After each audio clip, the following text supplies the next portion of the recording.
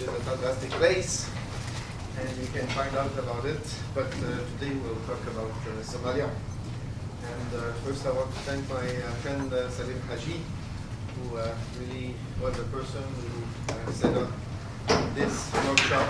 And I would also like to thank our guests.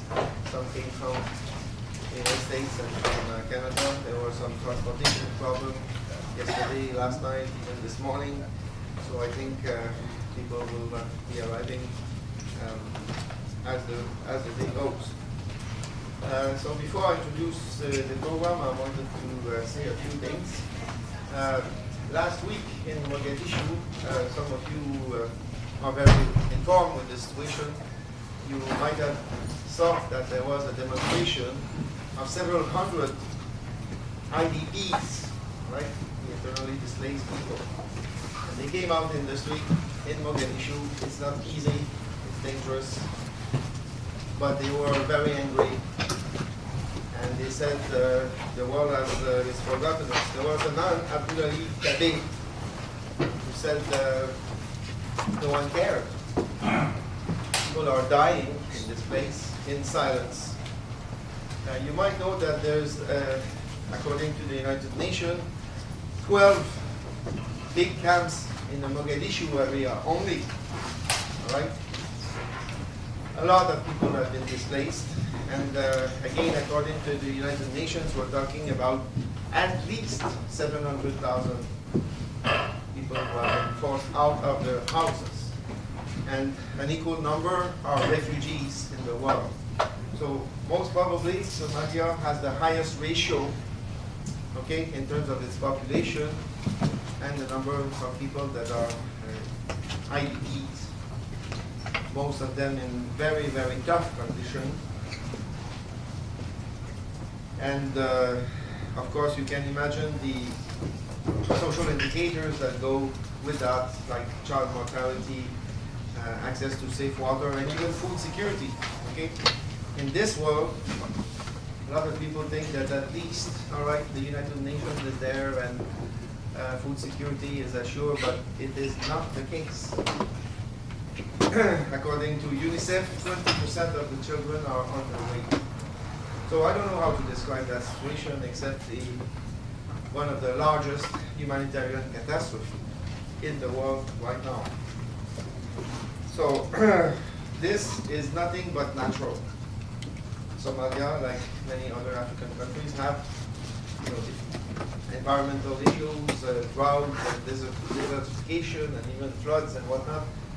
But this crisis is not a natural crisis, of course. It's the result of many, crises and an accumulation of conflicts and social disintegrations and political disintegration.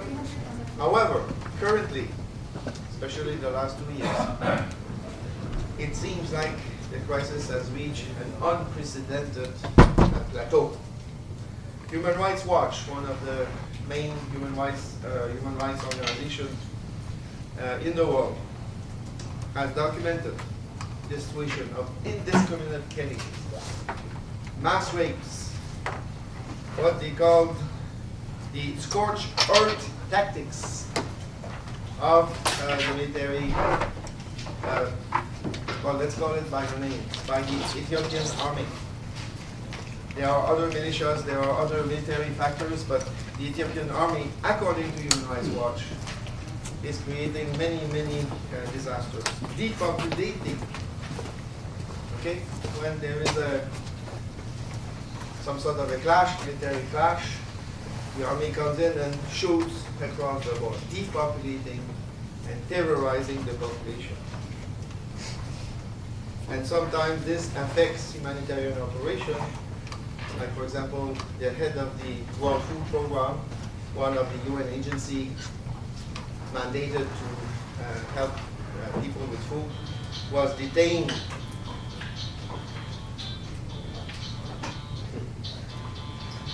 Can we switch off? That's me, sorry. All right.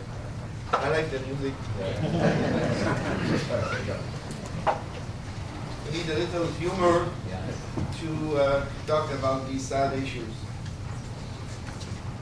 So I was saying, yes, the head of the WFP was detained by the Ethiopian army for 2 weeks. And by that time, 75,000 people were cut off from the food distribution.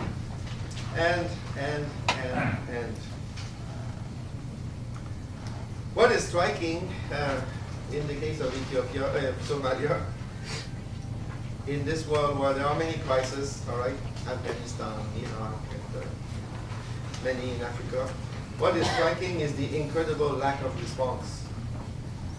This international community seems to be, especially since the 1995 debacle, when the UN contingent was pulled out.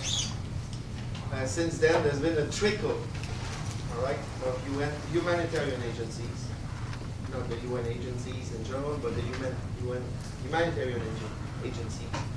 And the humanitarian NGOs, a trickle of them seems to be caring.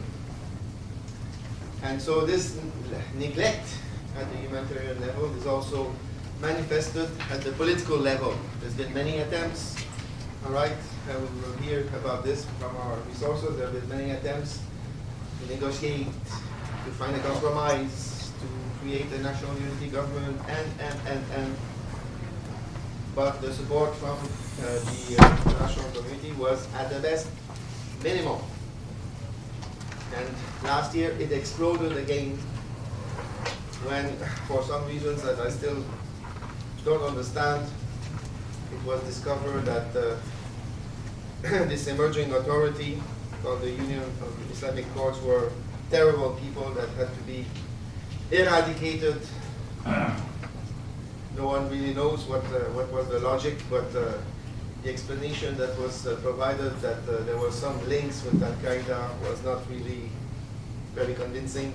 In any case, it's a point of discussion also. So now we have very much of a humanitarian crisis. We have a military impasse. We are fighting all over the place. We have a foreign army occupying. We have a government whose legitimacy seems to be very weak. We have different factions in opposition, which also, it's not clear what the projects are really a big mess. I will briefly terminate this introduction by talking about the Canadian angle. As part of the international community, I believe that Canada did not better. It was part of the 1995 operation, and I don't think it's a glorious,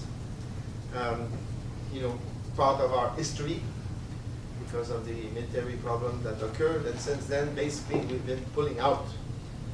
Right?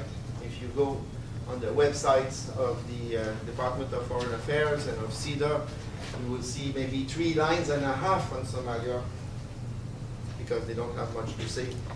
All right, minuscule humanitarian support, minuscule, and hardly any political stand.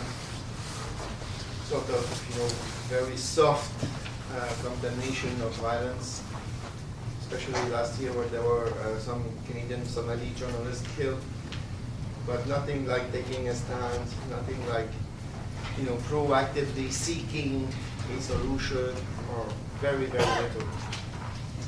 So why is that? It's difficult to understand. Some people would say, well, Canada has decided that Ethiopia is its major partner in Africa, and maybe they don't want to, rock the boat too much on this Somalia business. But it's bizarre for a country, for a government that pretends to be so preoccupied by human rights and defending the Afghan woman and the Iraqi people, etc., etc. What does it say?